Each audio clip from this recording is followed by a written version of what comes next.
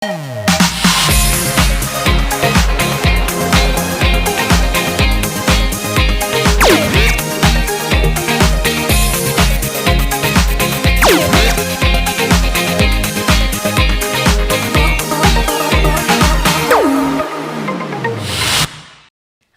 teman-teman, ketemu lagi di ACSI with Prof Eko bareng sama aku Adedianti dan pastinya bareng sama Prof Eko. Hai Prof. Apa kabar Mbak Ade? Baik, Prof sehat? Sehat. Sehat, karena kita mau bahas topik yang menarik banget. Jadi sebelumnya nih Prof, kita berdua dan juga tim sudah melakukan prokes sehingga syutingnya bisa lancar. Kali ini kita akan ngebahas tentang kompetensi SDM, apakah yang diperlukan oleh perusahaan dalam bidang keamanan informasi. Nah Prof, kan permintaan tenaga kerja di bidang teknologi, apalagi sekarang teknologi digital sudah makin pesat gitu ya kan, semakin banyak. Nah sebenarnya tantangan pemenuhan kompetensi ini sendiri masih bisa dipenuhi, tapi ada juga yang memang instansi ataupun juga perusahaan swasta yang belum gitu memenuhi itu. Gimana tuh Prof? Jadi kalau dilihat dari kompetensi itu ada dua grup besar ya menurut saya yang diperlukan. Pertama terkait dengan manajemen informasi yang sifatnya manajerial. Okay. Yang kedua sifatnya adalah teknikal, yang lebih teknis gitu ya. Nah itu kalau mau lihat namanya kompetensi minimal ya, saya sarankan itu memenuhi yang ada di ISO 27002. Nah, ada ISO 27002. Itu ya nomor satu misalnya untuk manajerial ya.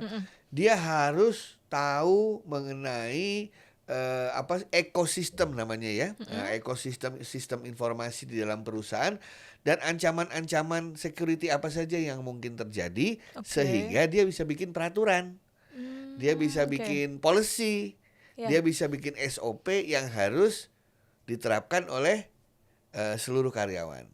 Jadi misalnya SOP terkait dengan pemilihan password, penggunaan handphone, cara mengirim email. Nah, itu biasanya orang-orang yang dari level manajerial. Ya, satu. Kedua, dia harus mampu membuat struktur organisasi, ya mungkin divisi atau unit yang bertanggung jawab terhadap keamanan informasi di dalam perusahaan itu. Berarti yang mengelola data-datanya. Ya, mengelola data. Termasuk juga harus menyiapkan program-program pelatihan untuk seluruh karyawan. Karena ingat kan dulu kita bilang bahwa yang namanya keamanan itu mulai dari bos paling tinggi sampai ke staf paling rendah harus sama-sama kulturnya. Kalau enggak orang akan masuk dari yang paling lemah. Kita kunci semuanya ya Prof ya. Kita kunci semua itu. Nah, terus itu dari segi contoh-contoh kompetensi dari segi manajerial. Kompetensi dari segi teknikal ya, misalnya dia harus bisa punya kompetensi tiap hari melototin layar ya. Apakah ada percobaan serangan yang masuk ke tempat dia? Biasanya perusahaan tuh punya yang namanya Security Operation Center. Jadi yang tiap hari ngelihat apakah ada percobaan serangan masuk ke dalam perusahaan itu. Kemudian dua, dia harus tahu mengenai yang namanya access control. Apa itu access control? Kita kalau masuk kan pakai password sama username, itu kalau software. Tapi kalau di perusahaan kan ada pintu-pintu yang harus pakai ID card, yang harus pakai biometrik kita. Nah, itu dia harus punya keahlian dalam hal itu. Ya. Kemudian ketiga, dia harus punya juga keahlian, ada individu yang punya keahlian dalam hal penyandian, kriptografi, bukan uang kripto ya. Bukan, beda lagi. Kriptografi adalah bagaimana data-data yang penting itu diacak, disandikan sehingga tidak bisa dibaca orang. Nah, istilahnya enkripsi dan dekripsi. Nanti suatu ketika kita ngomong masalah itu. Ya. Kemudian kompetensi lain ada yang namanya physical security. Apa tuh? CCTV. Wow, namanya fisikal. Ya kan fisik. Kenapa? Bener. Ada orang yang pinter, yang diambil servernya dicolong, notebook dicuri di perusahaan itu banyak sekali kejadian. Banget. Ya kan? Itu kita baru bisa dilihat kalau ada physical security. Ada lagi orang yang jago dalam hal operation security. Ya, operation security itu kan setiap hari kita pasti menggunakan komputer tuh. Nah, dia harus tahu mana yang penting, mana yang tidak penting. Contohnya di Bursa Efek Indonesia. Kalau mati 1 jam saja, wah berapa triliun itu hilang gitu kan. Nah, dia harus tahu operationnya seperti apa supaya menjaga itu tidak hilang. Ada lagi yang harus jago backup. Juga backup. Backup. Tiba-tiba lampu mati. Ya kan? Tiba-tiba gempa bumi, sistem mati. Nah, itu bagaimana yang lain? Harus ada sistem yang backup. Ada kebakaran. Oke. Nah, kalau nggak ada yang punya sistem backup, terjadi sesuatu pada sistem yang asli, kita nggak punya cadangannya. Oh, Nah, oke. itu sistem backup. Ada lagi juga dari segi manajerial, sistem compliance. Compliance itu harus memenuhi aturan-aturan yang berlaku di Indonesia.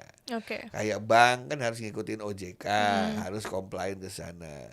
BUMN juga ada peraturan dari Kementerian BUMN memastikan itu semua. Dan yang terakhir juga yang penting adalah yang jago audit. Juga audit. IT audit. Yeah. Nah, seperti itu. Jadi kalau dilihat ada berapa sih kompetensinya? Di Indonesia itu ada yang namanya standar kompetensi kerja nasional Indonesia. Dan di situ ada satu kerangka di mana security menjadi satu bagian. Dan kemarin waktu kita rapat ternyata ada lebih dari 50 kompetensi. Oke, berarti kita ucapin cuma berapa persen ya? Berapa persen baru doang beberapa kali ya. Iya. Tetapi intinya bahwa tidak mungkin satu orang punya semua itu. Ya, jadi ini adalah kompetensi yang harus dimiliki oleh seluruh orang kolektif untuk perusahaan itu. Nah, Prof, kan Prof bekerja di bidang pendidikan juga ya. Nah, kalau misalkan minat dari mahasiswa nih untuk bekerja di bidang keamanan informasi yang tadi kompetensi yang sudah kita sebutkan itu bagaimana menurut Prof? Hampir semua sekarang kurikulum informatika di berbagai perguruan tinggi sudah memasukkan keamanan informasi atau security sebagai bagian dari kurikulum. Oke, wow. Dan mereka juga kerjasama dengan industri. Oke. Bahkan ada beberapa perguruan tinggi S1 maupun S2 yang fokus peminapan bidang studinya adalah computer security dan internet security. Oke. Mereka kasih branding cyber security.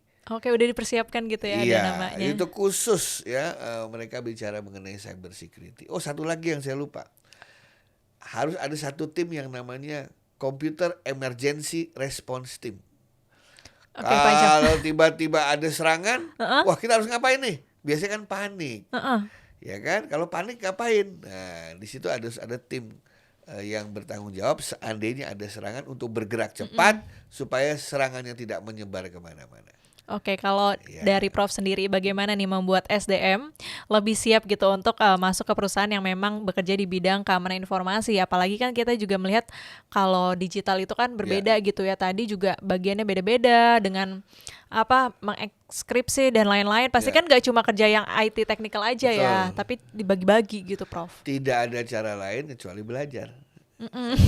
Belajar semuanya itu kan bisa belajar sendiri, baca buku, lihat YouTube, atau diajarkan orang lain, ikut pelatihan, ikut seminar. Nah itu ya, soalnya apa yang namanya kejahatan dunia cyber itu meningkatnya pesat sekali. Hari ini sistem Anda aman, belum tentu besok aman.